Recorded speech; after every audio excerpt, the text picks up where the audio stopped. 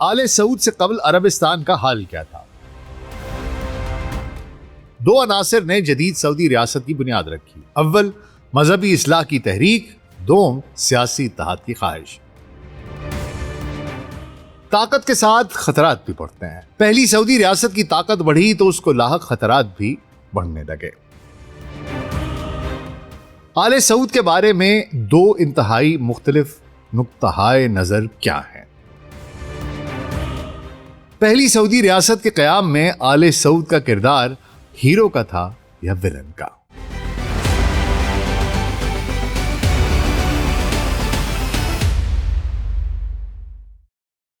Global set podcast doctor Nasir Baig کے ساتھ ابھی خدمت میں حاضر ہیں جی. السلام علیکم. حضور، آپ کا اصرار تھا کہ آل سعود کی تاریخ بیان کی جائے. آپ کا حکم سر آنکھوں پر. اس بارے میں پوڈ کاسٹ حاضر خدمت ہے. مگر ایک بات کی وضاحت ضروری ہے. جب اس ٹاپک پر ڈیپ ریسرچ کی تو اندازہ ہوا کہ آل سعود کے بارے میں دو مختلف بیانیے سامنے آتے ہیں جنہیں ایک دوسرے کی عین ضد کہا جا سکتا ہے. ایک طرف مصر کے محمد امین تمیمی جیسے اصحاب ہیں جو آل سعود کو آل رسول صلی اللہ علیہ وآلہ وسلم اور نجد کا نجات دہندہ قرار دیتے ہیں، جبکہ دوسری جانب مصر ہی کے شیخ ناصر سعید جیسے لوگ ہیں جو آل سعود پر آل یہود ہونے اور انہی کے اعلی کار ہونے کا سخت الزام عائد کرتے ہیں. جو لوگ آل سعود کے معترف اور مداح ہیں، ان کی رائے میں آل سعود سے پہلے عربستان اپنے تاریخ دور میں تھا جہاں سیاسی انتشار، بدامنی اور لوٹ مار، مذہبی و سماجی زوال، معاشی زبونحالی اور علمی فقدان کا دورہ تھا. ایسے تباہ حال علاقے کو موجودہ عروج بخشنے اور مشرق وسطیٰ کی سیاست کو بدل کر رکھ دینے میں آل سعود کی ذہانت اور شجاعت میں اسی نے مرکزی کردار ادا کیا. دوسری انتہا پر کھڑے لوگ بعض عالمی اداروں، خفیہ رپورٹس اور تاریخی دستاویزات کا حوالہ دے کر یہ دعویٰ کرتے ہیں کہ سعودی ریاست کے قیام کے پیچھے آل سعود کا کوئی کمال نہیں بلکہ ایسے بیرونی ہاتھ کار فرما رہے ہیں جو کہ اسلام دشمن ہیں اور جن کے مفادات کا تحفظ آج تک خاندان کر رہا ہے. اچھا حضور، ہم دونوں طرح کی آراء جو اوپینینز ہیں وہ آپ کے سامنے تفصیل سے رکھ دیتے ہیں اور ان کے علمی دلائل اور تاریخی حقائق کا غیر جانبدارانہ تجزیہ بھی آپ کے سامنے پیش کر دیتے ہیں اور پھر حتمی فیصلہ آپ پر چھوڑ دیتے ہیں. جو دلائل آپ کی فہم و دانش کو درست معلوم ہوں یا آپ کے نظریات کے قریب تر ہوں انہیں قبول کر لیجئے گا اور دوسرے کو رد. تو حضور، اگلے 10 سے 15 منٹ کے لیے دھیان ذرا ادھر، اور اگر ہمارا کانٹینٹ پسند آ رہا ہے تو ویڈیو کو لائک اور چینل کو سبسکرائب کر دیجیے گا. تو آئیے آغاز کرتے ہیں. حضور، یہ تو سچ ہے کہ آج کی دنیا میں ایک نام ایسا ہے جو ہمیشہ بحث، سیاست اور مذہب کے بیچ میں کھڑا نظر آتا ہے: آل سعود. جیسا کہ آپ جان چکے ہیں، کچھ لوگ انہیں جدید اسلامی دنیا کا سب سے قابل حکمران خاندان کہتے ہیں اور کچھ انہیں مشرق وسطیٰ کی سیاست کا سب سے متنازع کردار سمجھتے ہیں. لیکن سوال یہ نہیں ہے کہ لوگ کیا کہتے ہیں. اصل سوال یہ ہے، یہ خاندان آیا کہاں سے، اتنا طاقتور کیسے بنا، اور اس کے بارے میں اتنے مختلف بیانیے کیوں موجود ہیں. آج کی اس تحقیق میں ہم کسی الزام یا تعریف سے ہٹ کر صرف تاریخ، سیاست اور حقائق کو دیکھیں گے. حضور، تصور کیجئے آپ ایک ایسے عربستان میں کھڑے ہیں جہاں نہ کوئی متحدہ حکومت ہے، نہ محفوظ سڑکیں، نہ کوئی قومی فوج، نہ عدالتوں کا ایسا نظام جو ہر جگہ نافذ ہو سکے.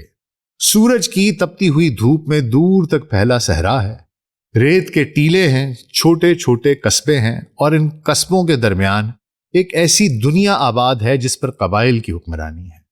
یہ آج کا سعودی عرب نہیں، یہ 20ویں صدی سے پہلے کا نجد ہے.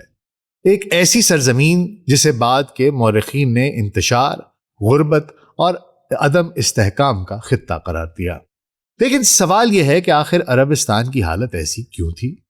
وہ سرزمین جہاں سے اسلام طلوع ہوا، جہاں سے دنیا کی عظیم ترین تہذیبوں میں سے ایک نے جنم لیا، وہی سرزمین بعد میں سیاسی انتشار، معاشی زوال اور علمی جمود کا شکار کیسے ہو گئی؟ دراصل یہ خلافتوں کے زوال کے بعد کے عربستان کی داستان ہے. حضور، 7ویں صدی میں اسلام کے حضور کے بعد عرب سلطنت دنیا کی سب سے بڑی طاقتوں میں شمار ہونے لگی. خلفائے راشدین، اموی اور عباسی ادوار میں عرب علاقوں کا سیاسی اور تہذیبی اثر 3 براعظموں تک پھیل گیا.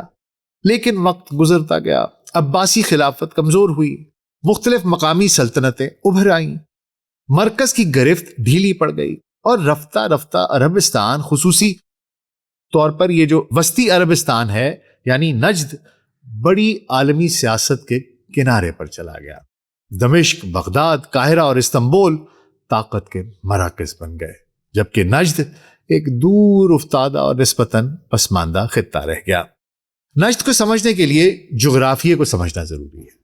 یہ کوئی زرخیز وادی نہیں تھی، نہ یہاں دریائے نیل تھا، نہ دجلہ و فرات جیسی عظیم ندیاں، نہ بڑی بندرگاہیں تھیں۔ نجد بنیادی طور پر ایک وسیع صحرائی سطح مرتفع تھا، پانی کم تھا، زرعی زمین محدود تھی، آبادی منتشر تھی، لوگ چھوٹے چھوٹے قصبوں اور نخلستانوں میں رہتے تھے۔ ہر بستی تقریباً ایک الگ دنیا تھی، اور ہر دنیا کا اپنا قبیلہ، اپنا سردار اور اپنے مفادات تھے۔ اس دور کے عربستان کا سب سے نمایاں مسئلہ سیاسی انتشار تھا۔ آج کے سعودی عرب کی طرح کوئی متحدہ ریاست موجود نہیں تھی۔ ریاض ایک الگ مرکز تھا، دریا ایک الگ قوت تھی، احسا کے اپنے حکمران تھے، حائل کے اپنے سردار تھے۔ حجاز کی صورتحال مختلف تھی، یمن کی سیاست الگ تھی، ہر خطے کی اپنی طاقت تھی، اور اکثر اوقات یہ طاقتیں ایک دوسرے سے برسرے پیکار رہتی تھیں۔ قبائلی رقابتیں نسلوں تک چلتی تھیں، ایک قتل پورے قبیلے کی جنگ میں بدل جاتا، ایک معمولی تنازع برسوں کی دشمنی پیدا کر دیتا، خون کا بدلہ خون سے لیا جاتا، اور صلح اکثر عارضی ثابت ہوتی۔ اس دور میں سفر کرنا بھی آسان نہیں تھا۔ آج آپ چند گھنٹوں میں سینکڑوں کلومیٹر کا سفر کر لیتے ہیں، لیکن اس زمانے میں سفر زندگی اور موت کا معاملہ تھا۔ جو قافلے ہیں وہ صحرا میں نکلتے تو انہیں صرف پیاس اور بھوک کا خطرہ نہیں ہوتا تھا، انہیں حملہ آور قبائل کا خوف بھی ہوتا تھا۔ لوٹ مار بعض علاقوں میں ایک معمول بن چکی تھی، بعض قبائل کے لیے چھاپا مار کاروائیاں ذریعہ معاش سمجھی جاتی تھیں۔ رات کے اندھیرے میں قافلوں پر حملے ہوتے تھے، اونٹ چھین لیے جاتے تھے، سامان لوٹ لیا جاتا تھا، اور بعض اوقات مسافروں کو قتل بھی کر دیا جاتا تھا۔ یہ صورتحال تجارت کے لیے زہر قاتل تھی۔ ایسے میں عربستان کی معیشت کی بنیاد تین چیزوں پر تھی: زراعت، مویشی بانی اور محدود تجارت۔ لیکن تینوں شعبے مشکلات کا شکار تھے۔ بارش غیر یقینی تھی، قحط بار بار آتے تھے، فصلیں تباہ ہو جاتی تھیں، کنویں خشک ہو جاتے تھے، مویشی ہلاک ہو جاتے تھے، اور لوگ فاقوں تک پہنچ جاتے تھے۔ بعض تاریخی روایات میں ایسے برسوں کا بھی ذکر ملتا ہے جو پورے علاقے جو ہے وہ شدید غذائی بحران کا شکار ہو گئے۔ لوگوں کی زندگی مسلسل غیر یقینی کیفیت میں گزرتی۔ پھر ایک بڑا مسئلہ تھا علمی جمود کا۔ اگر ہم اسی زمانے میں استنبول، قاہرہ یا دمشق کا رخ کریں تو وہاں مدارس، کتب خانے اور علمی حلقے موجود نظر آتے ہیں، لیکن نجد کی صورتحال مختلف تھی۔ آبادی کم تھی، وسائل محدود تھے، علمی مراکز نہ ہونے کے برابر تھے۔ تعلیم زیادہ تر بنیادی مذہبی تعلیم تک محدود تھی، کتابیں نایاب تھیں، علماء کی تعداد محدود تھی، عام آدمی کی دنیا اس کے قبیلے، اس کے قصبے اور اس کے روزگار تک محدود تھی۔ علمی سرگرمیاں، ان کا وہ ماحول موجود ہی نہیں تھا جو مسلم دنیا کے دیگر بڑے شہروں میں پایا جاتا تھا۔ اس دور کی اس کی مذہبی زندگی بھی نہایت پیچیدہ تھی۔ اسلام یقیناً ایک معاشرے کی بنیادی شناخت تھا، نماز، روزہ، حج اور دیگر شعائر موجود تھے، لیکن مختلف علاقوں میں بہت سی مقامی روایات اور رسوم بھی رائج تھیں۔ قبروں سے متعلق بعض عقائد، اولیاء سے وابستہ مختلف رسوم، تعویذات اور عوامی مذہبی تصورات عام تھے۔ یہی وہ ماحول تھا جس میں بعد میں نجد کی اصلاحی تحریکیں ابھریں، جن کا مقصد مذہبی زندگی کو اپنی رائے کے مطابق اصل اسلامی تعلیمات کے قریب لانا تھا۔ یاد رہے کہ اس دور کے عرب معاشرے میں قبیلہ سب کچھ تھا۔ آپ کی شناخت قبیلے سے تھی، آپ کا تحفظ قبیلے سے تھا، آپ کی عزت قبیلے سے تھی، اور آپ کی بقا بھی قبیلے سے وابستہ تھی۔ ریاست کمزور تھی، اس لیے لوگوں کو اپنے تحفظ کے لیے قبیلے پر انحصار کرنا پڑتا تھا۔ مہمان نوازی، سخاوت، شجاعت اور وفاداری جیسی خوبیاں بہت اہم سمجھی جاتی تھیں، لیکن اس کے ساتھ قبائلی تعصب بھی موجود تھا۔ بعض اوقات حق اور انصاف سے زیادہ اہمیت قبیلے کی حمایت کو دی جاتی تھی۔ یہ بات سمجھنا بھی ضروری ہے کہ پورا عربستان ہے، یہ پورے کا پورا ایک جیسا نہیں تھا۔ حجاز جہاں مکہ اور مدینہ واقع ہیں نسبتاً زیادہ متحرک خطہ تھا۔ حجاج ہر سال وہاں آتے تھے، تجارت بھی ہوتی تھی، عثمانی سلطنت کی موجودگی بھی محسوس کی جاتی تھی۔ لیکن نجد اندرونی صحرا میں واقع تھا، وہ عالمی تجارت کے بڑے راستوں سے دور تھا، اسی وجہ سے وہاں کی مشکلات زیادہ شدید تھیں۔ 18ویں صدی کے وسط تک نجد میں تبدیلی کے آثار ظاہر ہونے لگے۔ لوگ سیاسی انتشار سے تنگ تھے، قبائلی جنگوں نے معاشرے کو کمزور کر دیا تھا، بدامنی تجارت کو تباہ کر رہی تھی، معاشی مشکلات بڑھ رہی تھیں۔ ایسے ماحول میں دو آرزویں بڑھ کر سامنے آئیں، ایک مذہبی اصلاح کی تحریک اور دوسری سیاسی اتحاد کی خواہش۔ اور حضور یہی وہ پس منظر تھا جس میں دریا ایک اہم مرکز بن کر ابھرا، اور یہی وہ مرحلہ تھا جس نے بعد میں آل سعود کے ظہور کی راہ ہموار کی اور جدید سعودی ریاست کی بنیاد قائم کی۔ چاہے کوئی آل سعود کے بارے میں مثبت رائے رکھتا ہو یا تنقیدی، ایک بات تقریباً تمام مورخین تسلیم کرتے ہیں، متحدہ سعودی ریاست کے قیام سے پہلے نجد ایک منتشر اور غیر مرکزی خطہ تھا، جبکہ بعد کے ادوار میں پہلی مرتبہ وسیع پیمانے پر سیاسی وحدت اور مرکزی نظام وجود میں آیا۔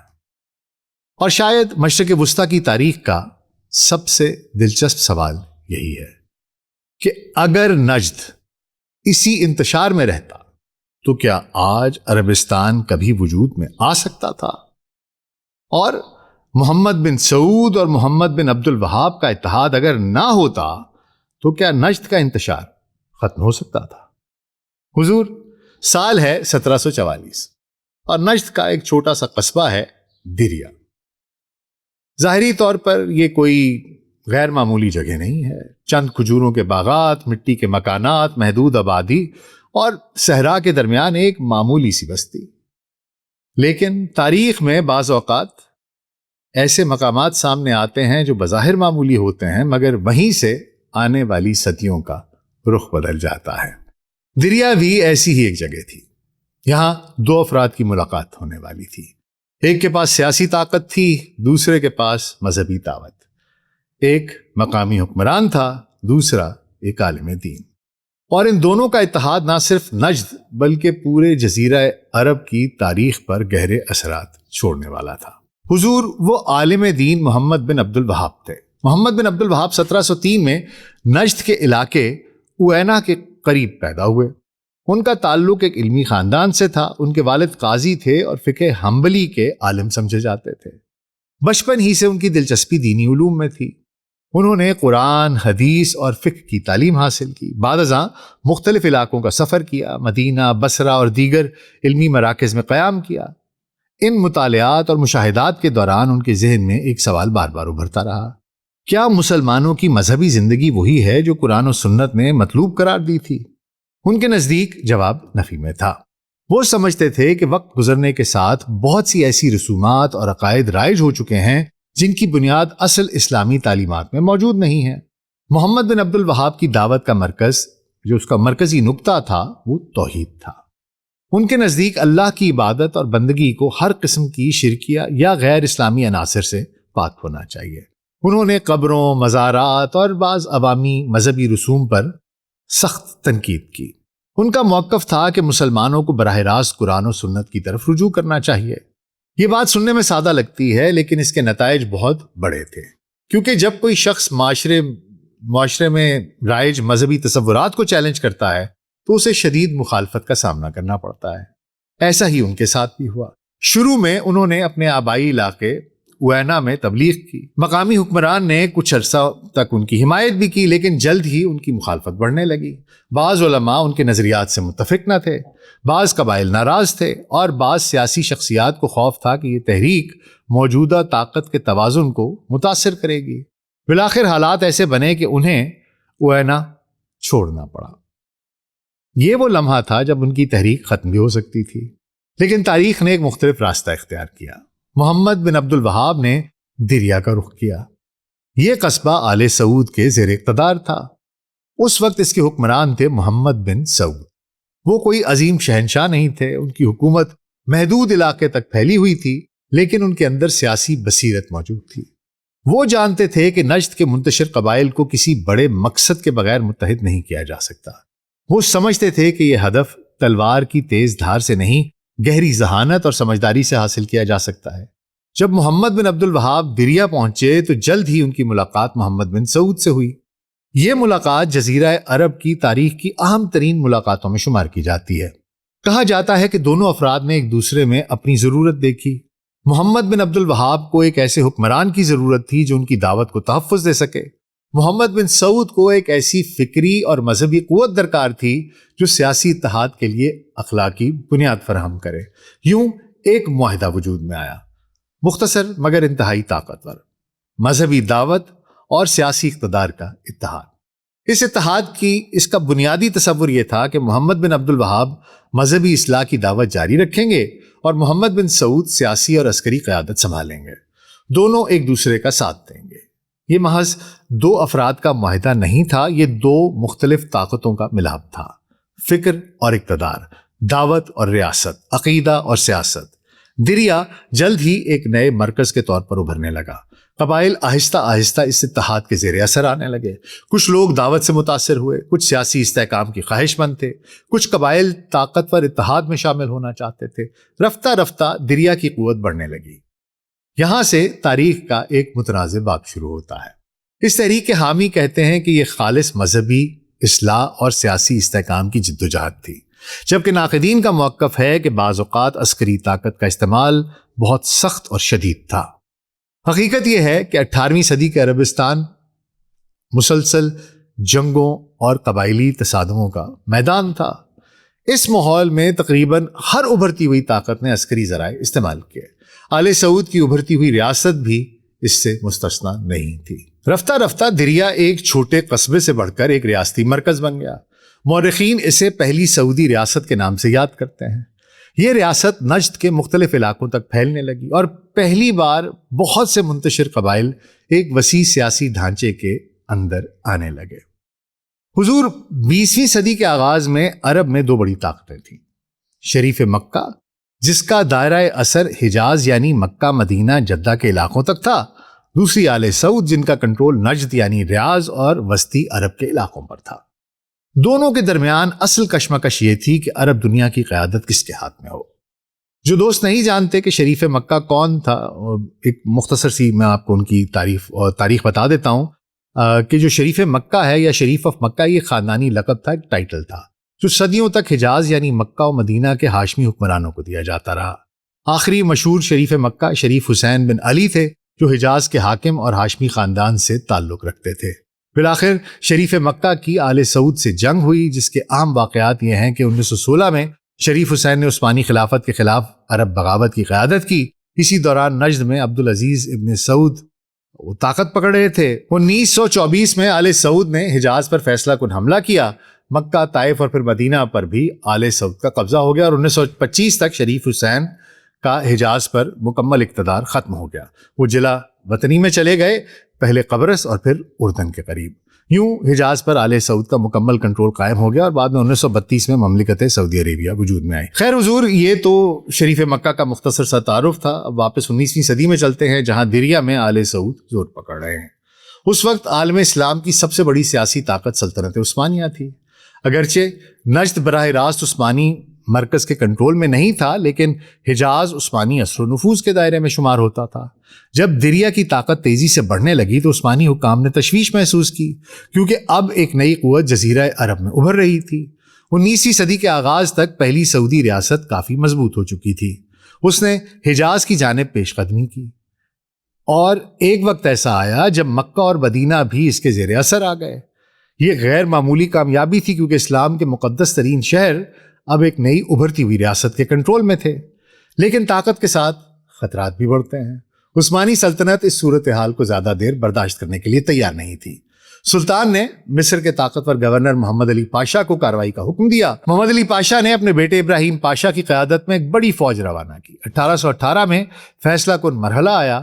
مصری اور عثمانی افواج دریا تک پہنچ گئی۔ شدید محاصرے کے بعد شہر سقوط کر گیا، دریا تباہ کر دیا گیا اور پہلی سعودی ریاست ختم ہو گئی۔ بظاہر ایسا لگتا تھا کہ پوری تحریک کا خاتمہ ہو چکا، لیکن کہانی ختم نہیں ہوئی۔ تاریخ میں بعض نظریات اور تحریکیں شکست کے باوجود زندہ رہتی ہیں۔ دریا تباہ ہوا، ریاست ختم ہوئی، لیکن اتحاد کا تصور باقی رہا۔ چند دہائیوں بعد آل سعود دوبارہ ابھرے، پھر دوسری سعودی ریاست قائم ہوئی، جس کا قیام اس کہانی کا سب سے ڈرامائی باب تھا، کیونکہ اس مرحلے میں ایک نوجوان جنگجو ریاض کی دیواریں پھلانگ کر ایک ایسی مملکت کی بنیاد رکھنے والا تھا جو بعد میں دنیا کی عام ترین ریاستوں میں شمار ہونے لگی۔ اگر آپ چاہیں گے تو گلوبل سچ دوسری سعودی ریاست کے قیام کی وہ کہانی بھی آپ کے سامنے پیش کر دے گا، جو کسی ایکشن مووی سے بھی زیادہ سنسنی خیز اور حیران کن ہے، جس میں صحرا کے ایک جلا وطن شہزادے کی اقتدار تک بزور بازو پہنچنے کے احوال ہیں۔ فی الحال ہم اس کہانی کے پہلے حصے کو ایک اور زاویے سے بھی دیکھ لیتے ہیں۔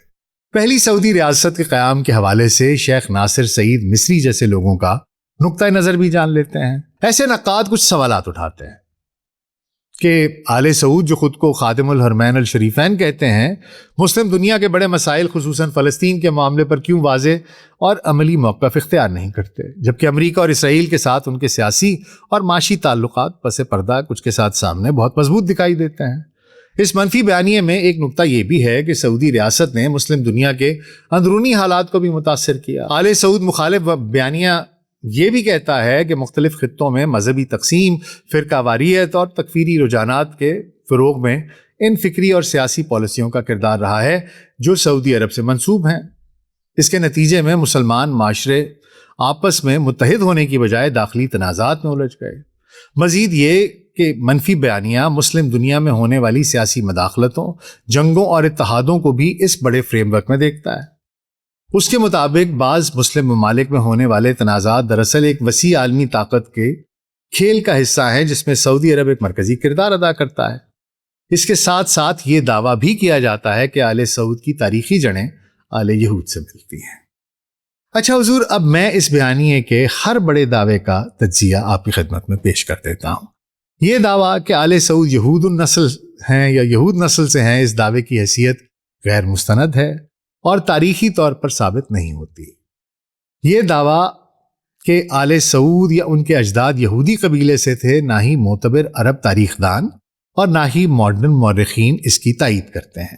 یہ زیادہ تر سیاسی پروپیگنڈا یا پولیمیکل لٹریچر میں پایا جاتا ہے، جسے اردو میں ہم نزاعی ادب یا حجتی ادب کہہ سکتے ہیں، جس کا مقصد کسی خاص نظریے، عقیدے یا خیال کی بھرپور وکالت کرنا اور مخالفین کے موقف پر بے جا مگر شدید تنقید کرنا ہوتا ہے۔ قصہ مختصر، آل سعود کو آل یہود قرار دینے کا بیانیہ ہسٹوریکلی انسپورٹڈ ہے۔ اس کے لیے کوئی جینیولوجیکل ایویڈنس بھی موجود نہیں ہے۔ سعودی خان کا معروف نسب تاریخی طور پر بنو حنیفہ یا بنو انزا یا انزا، یہ دونوں نام لیے جاتے ہیں، ان قبائل سے مانا جاتا ہے۔ اس میں اختلافات ہیں، مگر یہودی نسل والا دعویٰ ایکڈیمک ہسٹری میں قطعاً قبول نہیں ہے۔ اچھا، اب آئیے ذرا امریکہ اور سعودی عرب کے درمیان تعلقات پر بھی۔ یہ بات درست ہے کہ دونوں کے درمیان گہرے تعلقات رہے ہیں، ابھی بھی ہیں، لیکن اس سے یہ نتیجہ نکالنا کہ یہ کوئی سازش ہے یا مکمل تابعداری ہے یا یہ انٹرپریٹیشن ہے، فیکٹ نہیں ہے۔ یعنی یہ محض اپنی مرضی کی تشریح ہے، کوئی حقیقت نہیں ہے۔ جہاں آپ نے دیکھا انہوں نے کھڑے ہونا تھا، اپنے اڈے نہیں استعمال کرنے دینے تھے تو نہیں استعمال کرنے دیے، اور اب ویسے بھی مجھے لگتا ہے کہ ایک مختلف رخ کی طرف کہانی مڑ رہی ہے۔ فلسطین پر سعودی عرب کی خاموشی کا الزام بھی محض الزام ہے۔ سعودی عرب نے ابراہیم اکارڈ نہیں سائن کیا، انہوں نے کہا جب تک فلسطینی ریاست نہیں بنے گی ہم نہیں سائن کریں گے۔ انہوں نے ہمیشہ فلسطین کے حق میں بیانات دیے ہیں، عرب لیگ پوزیشنز میں شامل رہے ہیں، لیکن عملی پالیسی اکثر میں مانتا ہوں کہ محتاط رہی ہے، جس کی وجہ علاقائی سیاست، امریکہ پر انحصار اور ایران کی بڑھتی ہوئی طاقت سے تشویش ہے۔ یعنی سعودی عرب کی یہ جو محتاط پالیسی ہے، جسے آپ لوگ خاموشی کہتے ہیں، وہ مکمل خاموشی نہیں ہے، بلکہ یہ احتیاط ایک ڈپلومیٹک اسٹریٹجی کہی جا سکتی ہے۔ اچھا، پھر تکفیریت، داعش، القاعدہ وغیرہ کو ریاستی پالیسی کا نتیجہ کہنا، یہ بھی تاریخی اعتبار سے ایک متنازع نظریہ ہے۔ داعش اور القاعدہ کی اصل جڑیں مختلف جنگی و سیاسی حالات، افغان وار، عراق کی 2003 کی جنگ سے ملتے ہیں۔ ہو سکتا ہے ریاست کے کچھ افراد انفرادی طور پر ان کا تعلق ان نظریات سے ضرور رہا ہو، مگر انہیں ریاستی منصوبہ کہنا مین سٹریم اسکالرشپ میں قبول نہیں کیا جا سکتا۔ سعودی بادشاہت پر ایک الزام یہ بھی عائد کیا جاتا ہے کہ حماس، اسلامی جہاد اور حزب اللہ جیسی مجاہد تنظیموں کا ساتھ نہیں دیتی، بلکہ سعودی حکومت نے تو انہیں شرعی طور پر حرام قرار دلوا دیا ہے۔ اس کا جواب یہ ہے کہ حضور سعودی حکمران خائف ہیں کہ ایسی کسی تنظیم کو وہ اگر سپورٹ کریں گے تو خود ان کے ہاں بھی ایسی تحریکیں جنم لے سکتی ہیں جو بالآخر بادشاہت کے لیے بڑا خطرہ ثابت ہو سکتی ہیں۔ حضور پہلی سعودی ریاست کے قیام کی کہانی آپ کے سامنے آ چکی ہے۔ اب فیصلہ آپ کو کرنا ہے کہ آل سعود کا کردار اس میں ہیرو کا ہے یا ولن کا۔ اگر آپ دوسری سعودی ریاست کے قیام کی داستان بھی سننا چاہتے ہیں، جاننا چاہتے ہیں، تو کامنٹ سیکشن میں کائنڈلی اپنی رائے کا اظہار ذکر دیجیے گا۔ آپ کی رائے کا مکمل احترام کیا جائے گا۔ تب تک کے لیے مجھے اجازت دیجیے، اپنا بہت خیال رکھیے گا۔ شکریہ۔